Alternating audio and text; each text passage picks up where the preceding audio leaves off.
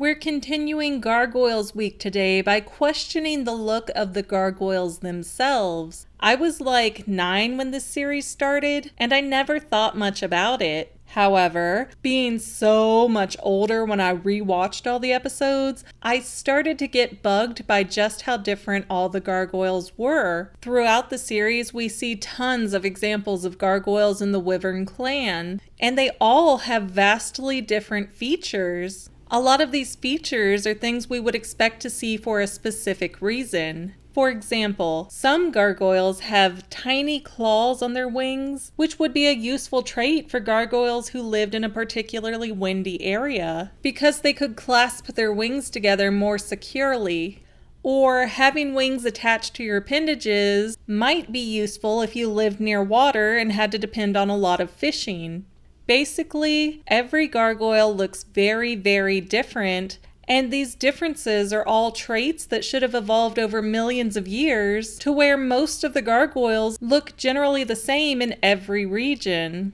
We could explain this away by saying that gargoyles from various clans meet up, mate, and then go their separate ways. Except we know that's not how it works. Gargoyles actually mate for life, and in the show, Demona said that the clan lived in Wyvern, Scotland ages before the humans came in and built their castle. So we have an interesting setup here for a population, implying that it's been closed off and self-sustaining for a very long time, meaning the traits from gargoyle to gargoyle shouldn't be that crazy different. Think in terms of breeding dogs. If you take a Labrador and a poodle, you can make a Labradoodle, and you'll get a different look on each puppy. One may have a poodle's fur and a Labrador's head, another might be just the opposite. But you wouldn't see a puppy that came out looking like a Saint Bernard. It's just not in their genes. And over time, the Labradoodles should have a basic standard where you can predict certain characteristics and traits to consistently appear.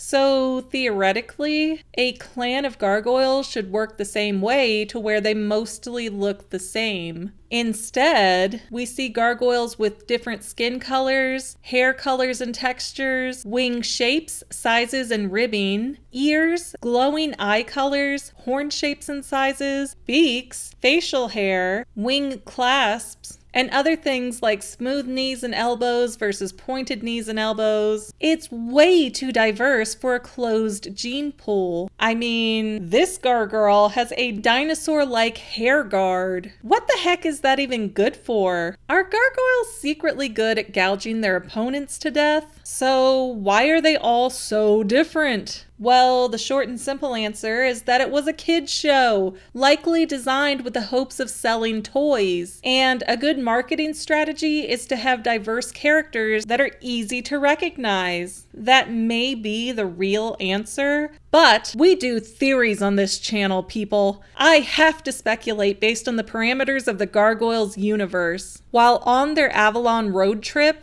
Goliath repeatedly mentions that the young female gargoyle, Angela, shouldn't address him as her father because children belong to the entire clan. Actually, Goliath refuses to even admit the possibility that Angela is his daughter until a DNA test proves it's true. Also, in the SLG comics, the English gargoyles bring up the fact that the females only go into heat 3 times in their entire life.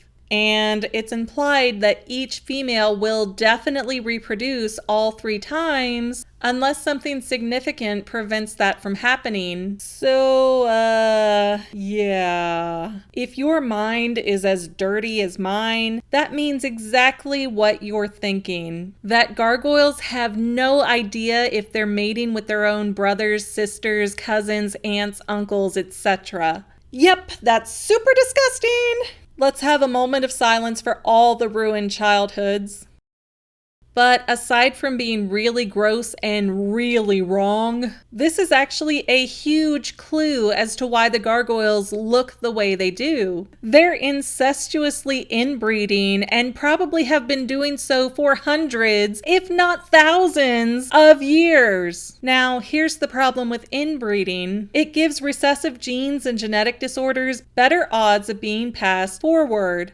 One of the problems associated with inbreeding is that it lowers the birth rate of a population. And as the SLG comics state, gargoyles only breed 3 times in their life, which for a species that ages at half the speed of humans, that's a really, really low birth rate. As some really creepy horror movies will assure you, inbreeding and incest can cause deformities. According to Wikipedia, malformations or harmful traits can stay within a population due to a high homozygosity rate, is that it? Which is associated to inbreeding. And this will cause a population to become fixed for certain traits, like having too many bones in an area or having cranial abnormalities. Having a high homozygosity rate is problematic for a population because it will unmask recessive, deleterious alleles generated by mutations, reduce heterozygote advantage, and it is detrimental to the survival of small endangered animal populations. So, long story short, the gargoyles are physically diverse because they've closed off their breeding population and refuse to track which hatchling came from which parents. That may explain why the Scottish and Japanese gargoyles have such similar issues, while the English gargoyles have animal heads. Ew, wait a second. Does that mean the English gargoyles spread out their gene pool by mating with animals? You know what? I quit. Stop it, science. You are ruining my childhood obsessions. Thanks for watching, and I hope you enjoyed enough to like, subscribe, and share this video.